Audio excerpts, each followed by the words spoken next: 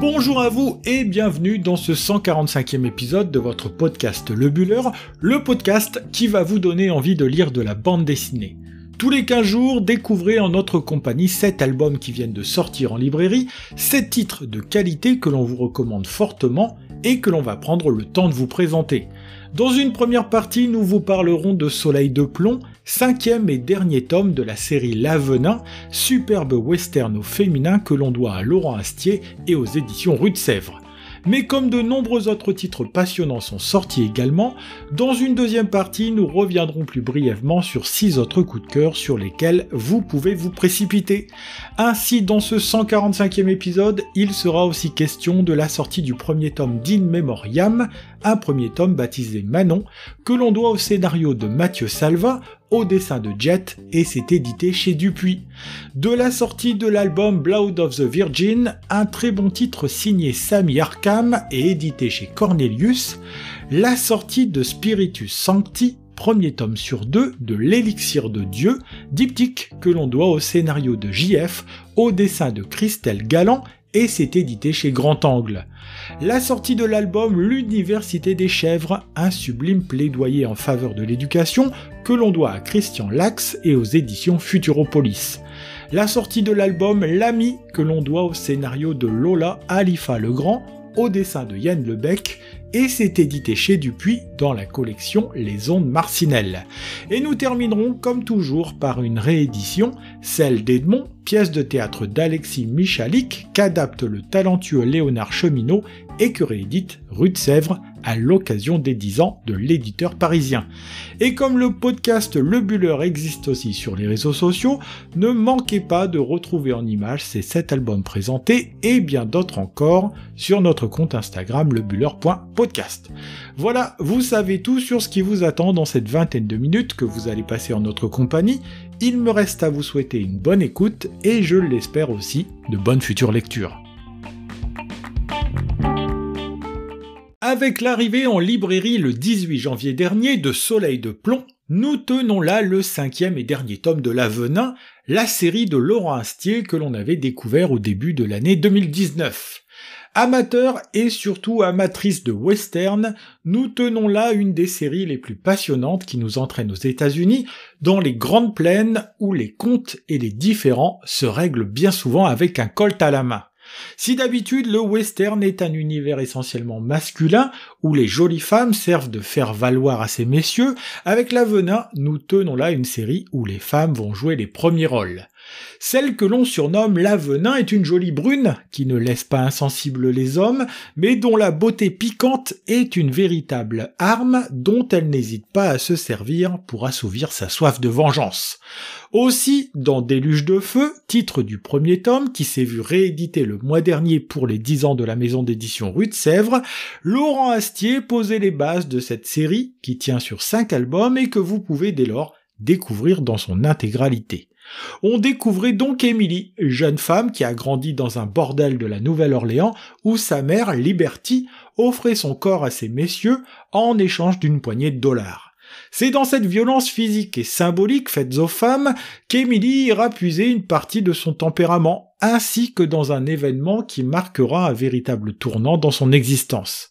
Mais tout cela, on le découvre bien plus tard puisque par un jeu de va-et-vient entre le passé et le présent, que l'on retrouve dans les 5 tomes, la jeune fille laisse place à la femme que l'on découvre 15 ans plus tard. Nous sommes alors dans le Colorado et c'est dans un petit bar miteux, dont l'étage supérieur tient lieu de bordel, qu'Emily, dont on découvre alors la vénéneuse beauté, va devenir à son tour prostituée. Tout au moins, c'est ce qu'elle laisse penser. En réalité, Emily est en mission et pour mener à bien celle-ci, elle est capable de devenir prostituée, nonne ou encore institutrice, pourvu qu'elle puisse étancher jusqu'à la lie sa soif de vengeance. C'est que plus jeune, elle a assisté devant ses yeux au meurtre de sa mère par un groupe de 5 hommes dans le Connecticut, 5 hommes que la gamine, devenue femme, s'est promis de retrouver et exécuter à son tour. C'est donc cette quête qui va servir de carburant à la jeune femme, et c'est cette quête que le lecteur se plaît à suivre dans ces 5 tomes, comme autant d'hommes à rayer de la carte pour notre héroïne. Difficile de parler du dernier venu en librairie sans vous révéler des informations qui viendraient vous gâcher la lecture. Tout ce que l'on peut vous dire est que cette aventure sera truffée de rebondissements jusqu'au bout. De la Nouvelle-Orléans jusqu'au Colorado, en passant par le Connecticut et New York, c'est une véritable promenade à travers un territoire que nous propose cette série, qui nous montre aussi toute la violence présente aux États-Unis. Dans ce dernier tome, nous aurons donc les réponses à toutes les questions que nous n'avions pas dans les tomes précédents, Laurent Astier ayant à cœur de bien refermer toutes les intrigues ouvertes pour notre plus grand plaisir. En rapprochant Emily de la fin de sa quête, il fait aussi apparaître toute la complexité qui existe chez ce personnage dont on découvre le tempérament au fil des tomes qui se succèdent entre nos mains. En plus de ce scénario implacable et passionnant, l'autre grande force de l'Avenin est ce superbe dessin semi-réaliste qui sait immerger le lecteur dans cette histoire et qui rend cette aventure dynamique et passionnante. Il y a du Blueberry dans la construction de cette histoire, Blueberry qui est une référence qu'Astier cite bien volontiers, de même que les grands westerns des maîtres du genre que sont Sergio Leone et son comparse Ennio Morricone à la musique. C'est Stéphane Astier, frère de Laurent, mais aussi d'Alexandre Astier, fratrie décidément très talentueuse, qui met en couleur le dessin de son frère et le moins que l'on puisse dire, et qu'il rehausse avec justesse cette histoire qui alterne entre le sombre et la clarté. Édité chez Rue de Sèvres, la série L'Avenin est donc bel et bien terminée, avec l'arrivée en librairie de Soleil de Plomb, et vous l'aurez certainement compris, voilà bien une série immanquable, à plus forte raison si vous aimez l'univers du western.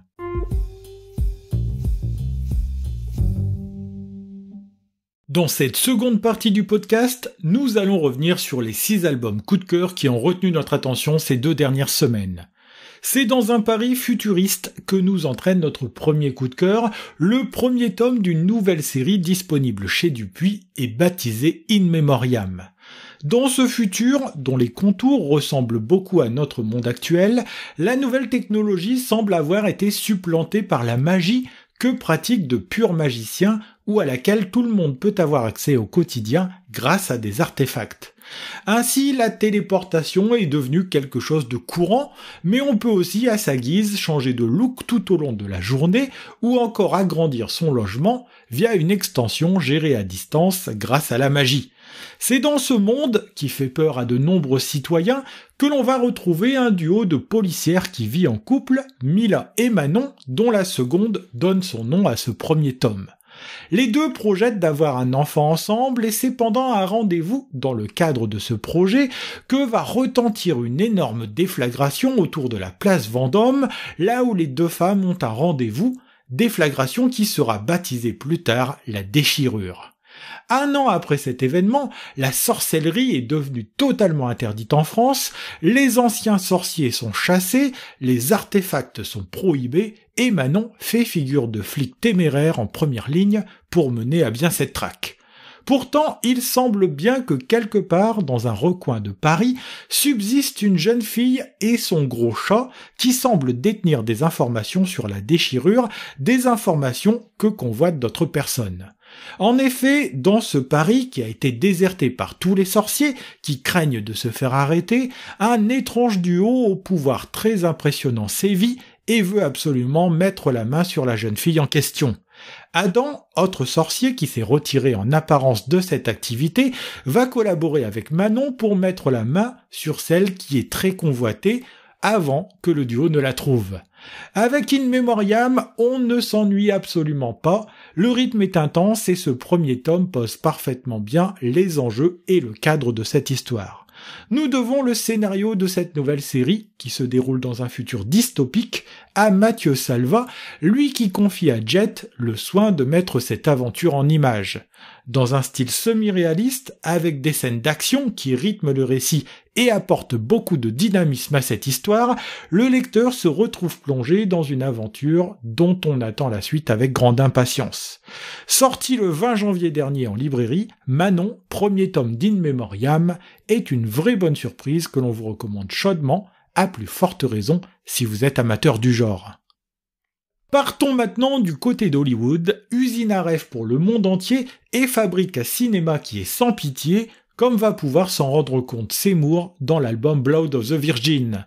Comme vous l'avez compris, Seymour vit à Los Angeles où, en grand passionné de cinéma qu'il est, il est devenu monteur et s'occupe de donner de la cohérence à des films de série B ou encore à des bandes annonces. Seymour est d'ailleurs un vrai passionné de cinéma, lui qui n'hésite pas à piocher dans sa collection de Super 8 pour se revoir à l'occasion des films de genre que tout le monde ou presque a oublié.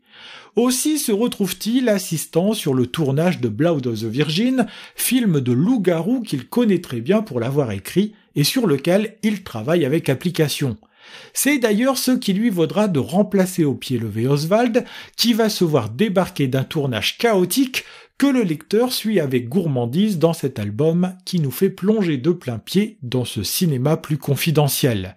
On pourrait se dire alors que tout va sourire pour notre héros, sauf que rien ne va se passer comme prévu. Le tournage étendu entre les comédiens du film, Seymour a toutes les difficultés dans la direction d'acteurs et le producteur presse pour que le tournage et le bouclage se terminent dans les temps.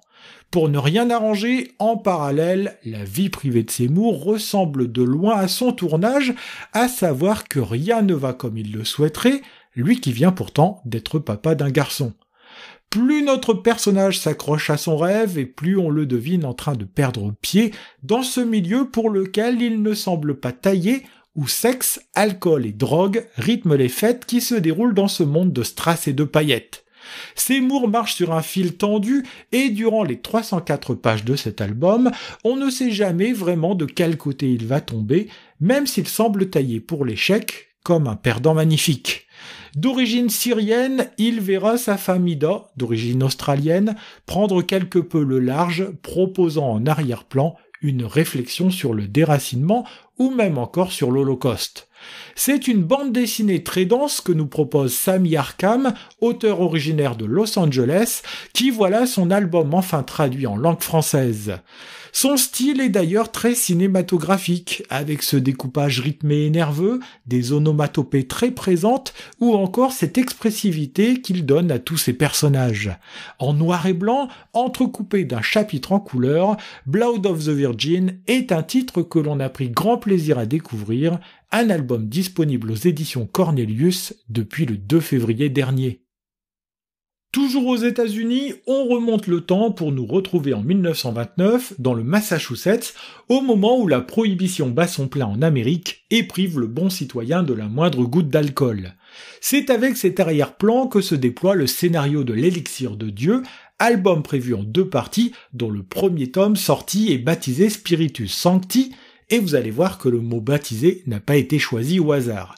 La première chose qui marque en se plongeant dans cette lecture est cette superbe couverture énigmatique qui représente une nonne assise tenant dans la main droite une bouteille d'alcool pendant qu'une mitraillette s'affiche fièrement dans l'autre main. En effet, le scénario de JF nous entraîne dans un couvent, lieu où se déroule l'action de cette bande dessinée redoutablement efficace et passionnante à suivre. Dans ce couvent, d'un abord très calme et très pieux, on y découvre sœur Holly, qui n'hésite pas à taper dans l'argent de la quête, qui fume sa clope en douce et qui a pour projet de ne pas faire de vieux os dans cet endroit. Il faut dire que le passé de sœur Holly, que l'on découvre par petites touches au fil de la lecture, semble dessiner les contours d'une personne peu fréquentable dans sa vie passée qui va d'ailleurs ressurgir plus vite qu'elle ne le croit. En effet, dans ce coin reculé des États-Unis, sévit la contrebande d'alcool et un beau jour, l'un des transporteurs de la précieuse marchandise se retrouve contraint de se réfugier au sein du couvent. Le pauvre transporteur, qui est noir de peau, a pris une balle dans le buffet par des membres du Ku Klux Klan qui sévissent dans la région de façon à peine masquée. Toujours est-il que la petite mafia locale va finir par mettre les pieds au couvent et en échange de la tranquillité d'esprit et d'un peu d'argent frais, les sœurs s'engagent à remettre en fonction l'ancien alambic à alcool pour fabriquer un whisky local. Vous l'aurez compris, sœur Holly, plus amatrice d'eau-de-vie et de whisky que de vin de messe, va devenir une alliée précieuse pour transformer le couvent en distillerie et ainsi éloigner les ennuis de ses sœurs de prière. Sorti le 1er février dernier, on a vraiment adoré se plonger dans cette histoire rythmée et amusante qui est, il faut le dire, servie par le beau dessin de Christelle Galland. S'il y a un peu de sister act dans cette bande dessinée, on penche quand même assez vite plus rapidement vers le Breaking Bad version alcool, avec règlement de compte à la clé et intrigue plutôt bien ficelée. Les personnages sont bien campés, à commencer par celui de Sir Holly, à qui l'on donnerait le bon Dieu sans confession, avec ses jolies taches de rousseur et son air de sainte. Nous avons maintenant hâte de savoir ce que le deuxième et dernier tome nous réserve après la lecture des 64 pages de cette première partie pour ce diptyque que publient les éditions Grand Angle. De violence et des États-Unis, il en est encore question dans notre coup de cœur suivant, un titre sorti le mois dernier, mais sur lequel nous voulions absolument revenir, d'autant qu'il pourrait bien être le dernier album de bande dessinée de son auteur. L'Université des Chèvres de Christian Lax est un très bel album qui mélange avec subtilité la violence et le savoir en transportant le lecteur à la fois dans le temps mais aussi dans l'espace. C'est en 1833 que démarre l'histoire, sur un col enneigé des Alpes, où l'on y découvre Fortuné Chabert, colporteur qui va de village en village pour instruire les enfants, lui qui maîtrise la lecture, l'écriture et les chiffres. Cet instituteur itinérant n'est d'ailleurs pas forcément le bienvenu dans cette région reculée de France, où maîtriser les rudiments de l'instruction est moins important que savoir aider aux travaux du quotidien avec les animaux. Un autre péril plane sur l'instituteur, la loi Guizot, qui va rendre l'instruction primaire obligatoire, ce qui rend dès lors le travail de notre colporteur totalement obsolète. C'est alors qu'il prend la décision de parcourir le monde, en commençant par les États-Unis, où ce nouveau monde apparaît aussi pour les Européens comme l'endroit de tous les possibles et celui de la fortune. À défaut de fortune en Californie, c'est un peuple qui va l'adopter, celui des Hopis, des Indiens dont la culture est menacée par leurs voisins Navarros d'un côté et par une instruction à marche forcée pour faire d'eux de bons citoyens américains de l'autre. Dans cette tribu, il y fondera non seulement une famille, mais reprendra son rôle de passeur de savoir au sein de l'Université des Chèvres, nom qu'il a donné à son école, car le savoir se transportait à dos de chèvre à l'époque où il était itinérant. Les États-Unis seront aussi le pays qui verront naître et grandir sa descendance, à commencer par Arizona Flores, journaliste et 5e génération de cette famille qui est arrivée aux États-Unis avec Fortuné Chabert. Ce voyage dans le temps permet de comprendre que plus d'un siècle et demi après, l'instruction reste un enjeu majeur d'émancipation et de liberté, enjeu qui entraînera Arizona et le lecteur jusque dans l'Afghanistan des talibans. Avec beaucoup de subtilité, en mélangeant les périodes et les lieux, Christian Lax nous propose une réflexion pertinente et un rien pessimiste sur l'importance de l'instruction, surtout en direction des filles. Son dessin, facilement identifiable, sait se mettre au service de son propos avec cette douceur et cette générosité qui sait autant magnifier les décors que les personnages. À l'aquarelle, il sait apporter de la luminosité dans des contrées jugées obscures et apporte toute la subtilité nécessaire à ce récit dont la postface de Patrick Horry rappelle tous les enjeux. Ce sont les éditions Futuropolis qui éditent ce superbe titre, qui est sorti en librairie le 11 janvier dernier et qui fait 152 pages. Sujet qui me touche particulièrement, l'Université des Chèvres est un beau plaidoyer en faveur de l'éducation des peuples, un titre qui se résume avec cette phrase de Nelson Mandela mise en exergue dans l'album « L'éducation est l'arme la plus puissante pour changer le monde ». Personnage central de notre coup de cœur suivant, Tommy est un adolescent introverti et solitaire dont les filles et le sexe commencent à être des préoccupations centrales dans son existence plutôt triste et banale. Il vit seul avec sa mère dans une petite résidence pavillonnaire de banlieue et si la cohabitation avec la maman n'est pas des plus faciles, pour autant, il est un garçon discret et sans histoire, semblable à bien d'autres à cet âge-là. Toutefois, cette vie est sur le point de changer à la faveur d'une rencontre que va faire Tommy, celle avec un certain Félix, celui qui donne le nom à cet album, car il va devenir l'ami qui va prendre de la place dans la vie de notre héros.